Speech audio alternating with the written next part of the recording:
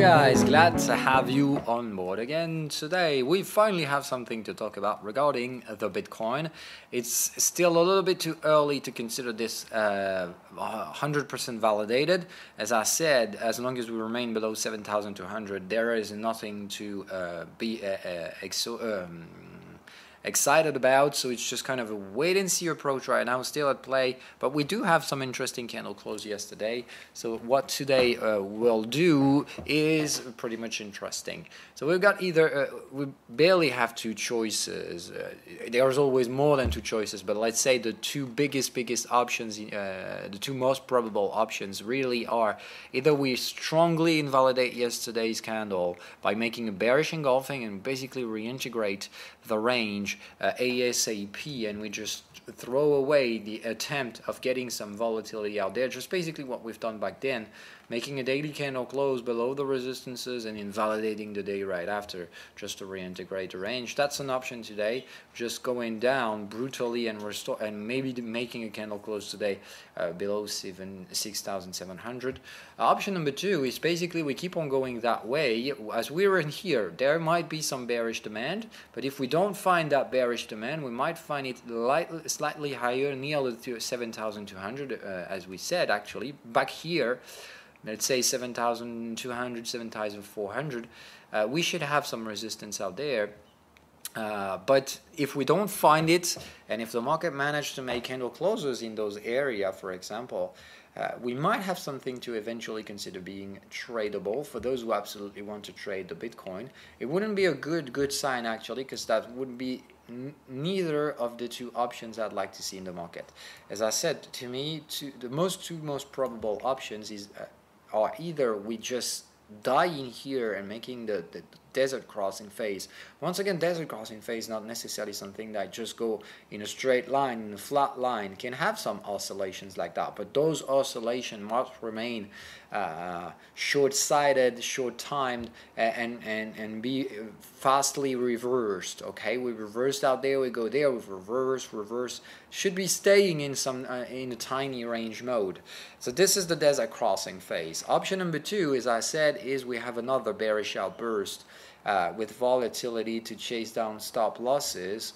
And the third option, and the least probable to me, would be just to make a bottom out there, higher low than the previous low, and get to close above the previous resistance, making daily candle close above 8,500. That's an option. It always has been. It's just an option that I don't seem viable to use and to trade at the current time. So could very well be possible, but not a possibility I would like to trade. So if you do want to trade this, I see no reasons for you not to do it. But from what I can see right now, if the market is oscillating, we're in a bearish, we're at the end of a bullish oscillation with an overbought momentum below resistances. But as we're in some kind of range mode, that kind of situation can very well produce another up day, crossing above all those things, and we're basically going to make another analysis today, because I don't think the Bitcoin is the big game mover out there, but I think all coins are. And just as you move out to a Ethereum, as you can see in a daily perspective, things really have changed. Right now we've got the exit pattern, and this is something you don't want to avoid. We really have the bears going out in here in a bearish trend that's been lasting from early 2018, which means we're 7 to 8 months into a crashing market that is nearly finding the potential ending patterns out there, which means finding some bullish reactivation on the Ethereum seems a lot more viable to me than in the Bitcoin. This is the reason why I've been buying Ethereums and not Bitcoins for now. I mean, to me, Ethereum's prices, Ethereum context, Ethereum cycles totally respect what I would like to see for a crashing market. Even though I would pretty much expect another down day, another lower shadow candle and brutal reversal, simply because the momentum hasn't yet confirmed. So you've got the exit structure, which means you can buy right now, no problem. To make the buy and hold, really it's a green light. But if you absolutely want to catch the bottom, there's still a probability to make that bottom in the next following few days, simply because the momentum has been retraced to the zero value. We're reaching out to the bearish trend line, and at some point we could very well have a bearish reactivation, going to pretty damn low values. But anyway, to me right now, buying long term is viable on Ethereum. We've got nothing compared on the Bitcoin. We're still in bearish oscillation out there.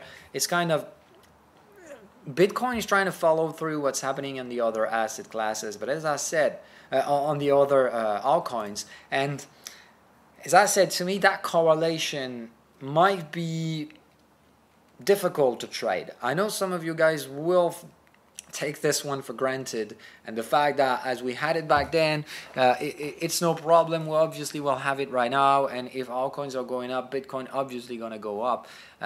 This is generally when those obvious conclusions are made that the market is doing the opposite. So I wouldn't necessarily, as I said, be surprised to have a Bitcoin just falling apart where altcoins will just do, but in a very, very low, in much deeper, in very less profound movements. So we could have down days, we could have up days, but I think if the upside is what's about to be chosen, I think Ethereum has a lot more bullish potential than the Bitcoin will have, and therefore this is where I want to put my money. So that's all basically I had to say. Same goes for Ripple out there. We might have found the bottom. As you can see, we've got not enough history out there because of the goddamn it. Who the hell is lacking of? Okay, so anyway, we'll talk about that later. So moving on to the other asset classes, we're gonna have a look at the economic calendar. We've got nothing today despite the consumers' confidence from the conference board. And we have to talk about the US indexes. They've been making a pretty hell of a bullish day yesterday, opening at the low, buying instantly, closing at the high, making historical high with a damn fucking bullish gap, which means Wall Street is all about blue skies and unicorn again. We've been breaking the resistance. I said clap, clap, clap. Great, guys, you've been buying again. I've been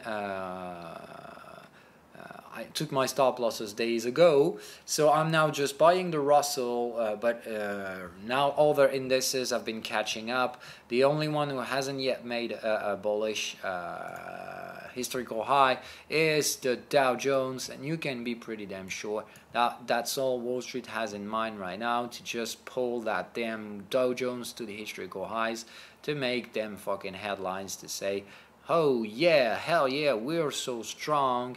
We're so bullish that all our indices are trading historical highs, where some other indices are still trading minus 20%.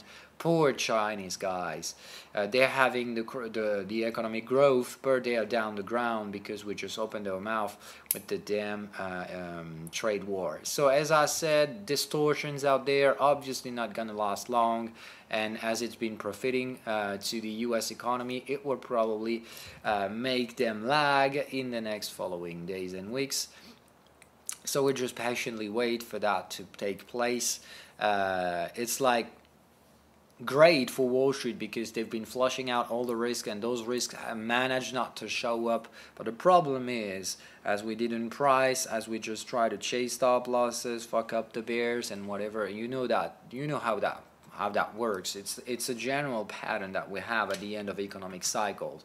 We've got early short sellers, and the market says, oh fuck it, we don't want them, so we're just gonna fuck them, take the stop losses and move higher with those. So this is what Wall Street's been putting at play in the latest few months. We had sellers, and Wall Street said, okay, great, we've got sellers, so we've got stop losses, so we're gonna go higher and fuck them no matter how, no matter what. So as you can see, we've had lots of things to talk about. We've got pretty damn negative news all along the summer, but the market just chose to fuck up the bears and take the stop losses to go higher. So we didn't price those risks, and they might have to be priced at some point. which means you just wait and see, but you obviously don't buy that shit. It really is the worst possible choice you could make. So you just let them do their shit, and I can bet that yesterday Apple was bought, and yes it was. So Apple new historical highs or not? Not yet, but that's about to come today. So you just let that damn stupid trading take place. They're trying to buy everything that is just nothing you want to invest on. So it's the more stupid the scenario is, the better it is, and the more it works out. So you just let that stupid kind of trading at play. There's not opportunity in every there's not always opportunities, and at some time just waiting for decent opportunities is the best choice to make. This is basically the one I'm doing right now. I don't see any decent opportunity, only stupid trades, and I don't want to get myself into those. Moreover, because I'm heading into vacations and I don't want to be into dangerous trades that could reverse in a few hours. So I just want to be patiently waiting out there to have some interesting prices to sell again, and that may not be occurring before October or at least the end of September. So I'm just going to let them enjoy a pretty damn month of low volatility, and as I said yesterday, and I stand on this, as long as the VIX hasn't been making a resistance and breaking it, so I want the VIX to build a resistance probably near 13 to 14 approximately, make a new low, and then breaking that first resistance. Whenever we have this, things will return to interesting potential levels, and at least the resistances will be ready again to be sold. But right now there is nothing to fear. Wall Street's just fucking euphoric. We've been spending the entire summer crushing down the volatility, manipulation after manipulation. The market remains bearish. We've got too many short sellers on the VIX for this to just rise. But the moment this will rise, it will just be like an explosion, like a volcano, and it's something that no one will be able to stop. So I just wait for this to come. Whenever this will come, we'll have interesting trades to make. Now that we've been messing around the gold and silver, they are finding bottoms, which means the metals might be out of troubles, and precious metals might be used as cover. But as you can see, Wall Street's not just buying eyes closed without a sense of risk. We clearly see that the risk is here, the tension is there, and Wall Street's trying to buy, but it's covering itself. At the same time, trying to buy some yen, trying to buy some gold, but it's just we're going up, but we're going up with lots of problems behind that we haven't solved yet, which means probably interest rate will rise, the 10-year yield will explode above 3%. Yes, the equities might be raising as well, but this is really a short-term epidemic move that will generally reverse brutally without a single problem. And all those prices we've been making in the previous year, in the previous months in Wall Street, all of this will be erased in just a few days. I mean, just be straightforward in here. Whenever we'll erase that and retrace those prices, there will be not a single support out there, just because we haven't been finding support out there. We've just been fucking up the sellers. It's basically, okay, damn, sellers have been exiting, so it pushed the price higher. In here, we fucked them up, took the stop losses to go higher. So those who hold it, they're bought in here. It's just like that. I mean, those who've been selling in here, we're the one who are buying in here.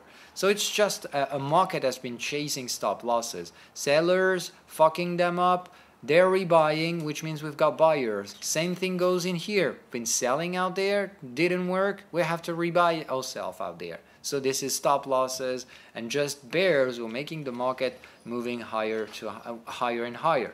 So it's nothing close to having bullish guys supporting that market. It's just a market that just wants to fuck up sellers and go higher with them. So we're just patiently waiting for this to terminate, and this might be coming pretty soon. Regarding the Forex market, we've got euro dollar still trying to figure out a market top, but we're nearly reaching the red area, so at some point we're going to terminate this pretty soon. GBP still trying to figure out, but we hasn't. So today's market catalyst was kind of a non-event. Try to rally, but not necessarily that big of a rally, so it's kind of a mess in between, so you don't really want to be too much leveraged in out there. Euro GPY, I'm remaining bearish in there. we're reaching daily resistances, and we're not gonna break those one up. So we've got a new breakout area to forecast out there. So there's a breakout area in $130. So we might just try to go there, try to at least make an upper shadow candle in there. So this is the area you want to be a seller on Euro GPY if you are a breakout trader, because we're just going to wait for the breakout to try it out, fail it, and this is, I think, where I'm ready to put some additional leverage. I'm still trading the stupid summer trading mode, which means us versus the market makers, and I think the market makers wants us to go up here. So I'm just going to patiently wait to get into putting some more money out there. I definitely want to short the Euro GPY more than I'm currently doing. It's just that in order to put some more money in, I'll just need further information. So I'm patiently waiting to either have the prices getting there and failing the breakout, or making a bearish engulfing pattern. So I've been putting that alert using a pro alerter, and I've been setting close crossing oh fuck it, it's not gonna work, crossing under low. I'm just going to use the cross. So close crossing the lows of day minus one. Okay, so it's the I'll have an alert whenever this will cross down this, and whenever the next day eventually crosses down today's low. Okay, and I'll wait for the bar close. I want the bar to close at the lows in here. Okay, so wait for bar close on a daily basis, and I'm just going to delete the previous one. So damn it, where is this one? Yes. So only once, yes, but I'm using pro alerts, and I said Euro GPY, the engulfing pattern. So whenever I have this, I'll go into more leverage, more downside leverage to the Euro GPY, as long as we don't make a daily bearish engulfing pattern. Don't want to be putting more money out there and just waiting. I'm already maximum leverage out there, so I don't want to go into the red zone where the market maker will be able to take down my stop losses. AUD NZD is still trying to fucking collapse. I don't really get that shit. It's like the market is doing the exact opposite of what it's supposed to do. But that's how it is. As I said, this is summer trading. The market makers are trying to play with your nerves. I'm not going to surrender anything out there. It's just I might have to take some additional profits on the AUD NZD. But I don't want to have a bearish engulfing again today. So we've been breaking yesterday's high. As you can see, we've been slightly breaking it up. I do want the market to hold the bottoms. We shouldn't go lower than that. Okay, we should remain above that price and find some support out there today, and trying to make ourselves throughout the resistance. For now, we're still failing we're still failing on this part, but I'd like to see that happening. In a daily perspective, we clearly have an interesting pattern. We've been terminating a bearish oscillation on sine wave. Momentum has been retracing as well and making new lower low where the prices hasn't, which means this is what we call bullish hidden divergence, and we should have it reactivating. So momentum hasn't detected this for now, but we clearly have that, and this is a bullish confirmation on momentum. So we've got bullish momentum versus bearish cycles. So I'm basically waiting to have a bullish cycle restored. Would like to see a range building in here. The bulls restoring the bullish cycles, and the next bullish cycle with bullish prices will be interesting to get toward resistances. So I remain bullish in there, but with some caution, because something political is happening in the AUD. I don't think that's the big of a deal, even though it might be. I don't see it that way. So I'm kind of preferring to remain bullish in this, because I think what's at play in here is totally bigger than just the Prime Minister at play. And just make sure we're not trading just AUD, we're trading the couple AUD and ZD. And in the long run, this is clearly a range, and I think we've found a long-term bottom out there that will just restore us to previous pricings in which AUD is more interesting to you as to NZD. I'm also switching on the Tesla's project, Tesla's scenario, simply because Elon Musk has been reversing. He's been going out. He's been canceling the getting private thing. So as I was expecting him to just move on, to move forward, going crazy and trying to fight the market once again, it's obviously not what's happening today. It's been reversing, so I have to adjust as well. I think the pattern I was trading was heavily aggressive regarding its potential dangerous psychology. He showed me he wasn't that stupid, and that's good for him, but I have to adjust the scenario as well on my own side. I cannot remain that aggressive as it's been moving backward. I think I have as well to do it. So I'm just reducing the risks out there. I'm not taking reinforcement unless we're getting back to the red area. I'll remain a bearish on this one, no problems, no questions asked, but the targets have changed as we said yesterday. There's nothing else to say despite that, so it's kind of a wait and see right now. In Wall Street, there's no reason to buy. Please don't do. Just let the damn stupid traders take those prices if they want to trade them. Really, nothing you want to trade unless trading it in a very short-term perspective. I think right now the most interesting is happening in the Forex market, but the problem is that the market makers are pushing prices pretty damn fucking too far. So it really needs us to be patient. I mean, it's just like the euro dollar. We had nothing to deal with those prices, so we're now returning to the mean, kind of ranging to expect, and then we're going to go bullish. It's just we're going to have a bullish trend as stupid as the bearish trend was.